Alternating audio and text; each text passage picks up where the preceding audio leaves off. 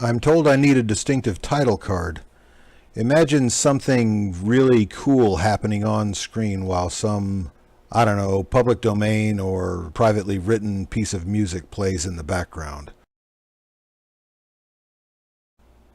Not long ago, Facebook announced that they were banning several well-known users.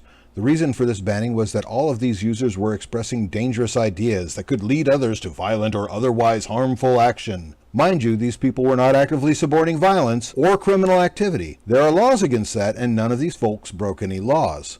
Their ideas are dangerous and offensive. I'm not going to get into who was silenced or why, and I'm also not going to waste time ranting about any discrepancies in the number of red versus blue voices. I don't care. Makes no difference to me whether you're a Whig, a Wobbly, or a Know-Nothing. If you've got something to say, you should be allowed to say it. Blanket censorship is wrong in all forms and for all reasons. I have always been opposed to censorship for both philosophical and practical reasons, and I'll get into both of them because they are equally important.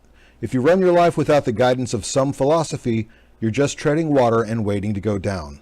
At the same time, if your philosophy isn't at least informed by your real-world observations, you're really just masturbating. That being said, let's look at the philosophy first. I should start by saying that I've always believed in right and wrong.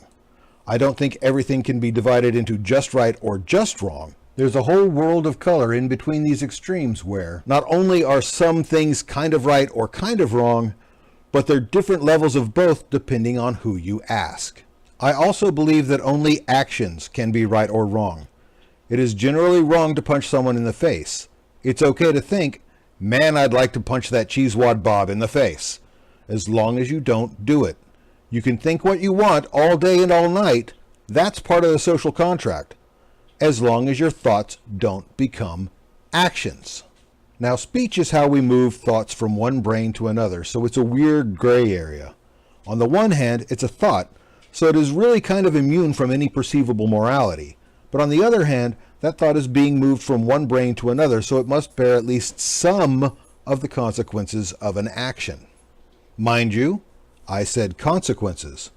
Actions all have consequences, but it is implicit in the word that you must act first.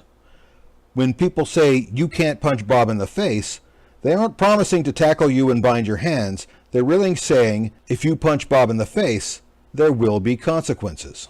The same is true for speech. Speech has consequences. If you say the N-word, the C-word, or use any of 100 other terms that are universally recognized as demeaning, aggressive, and offensive, you will face consequences.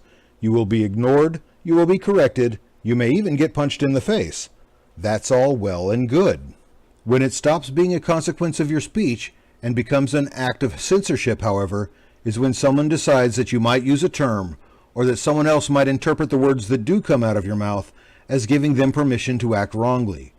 If you say Bob's a jerk, it's not your responsibility if someone punches Bob in the face.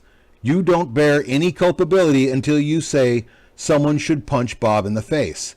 Even then, there are standards of law that might separate you from the action. Depending on where you live, it might not actually be incitement to violence if it's just a general thing.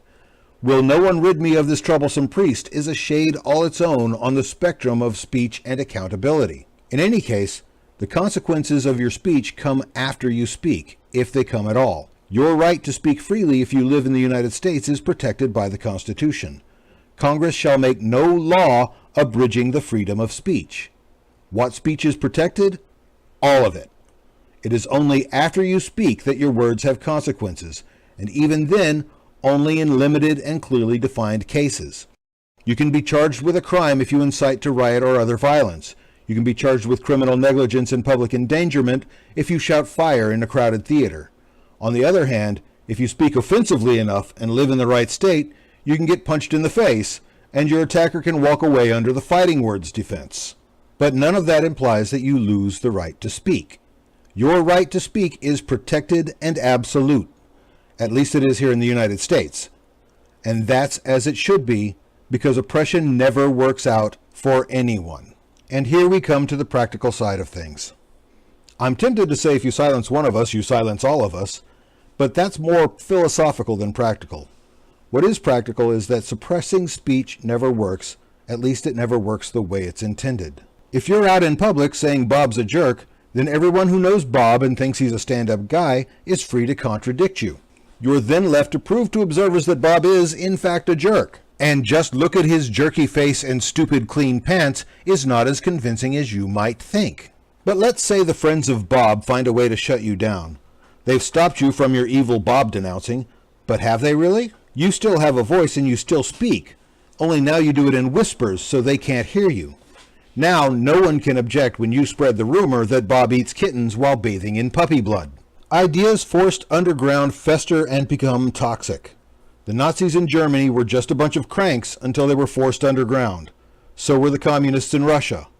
Once they were off the streets and in the sewers, they could say anything and no one could contradict them because you have to hear words to refute them. More, the act of suppression itself becomes a sort of proof of concept. They fear us because they know we're right is a rallying cry anywhere suppression is active. The act of delegitimizing speech in itself provides legitimacy to what is said, no matter how batshit it might be. Violence and suppression are the last resort of the intellectually and morally bankrupt, and everyone knows it. Mind you, I'm not defending what anyone says. Racism, sexism, bullying, slander, they're all reprehensible, and it would be great if no one indulged in them. In a perfect world, everyone would always think, hey, there is no objective evidence that this thing I believe is true.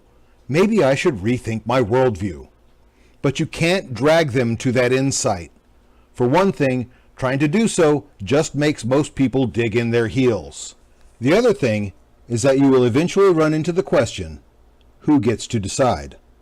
Stalin and Khrushchev both used existing speech laws to send party loyalists to the gulags because they perceived them as threats.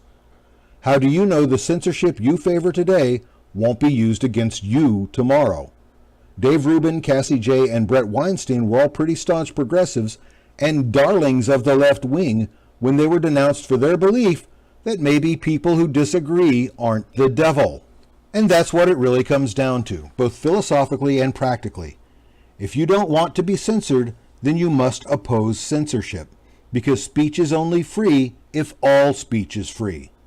Yes, that means we have to hear a lot of stupid, hateful, and insane things. But as annoying as that is, it's worlds better than walking around with someone else's hand over your mouth.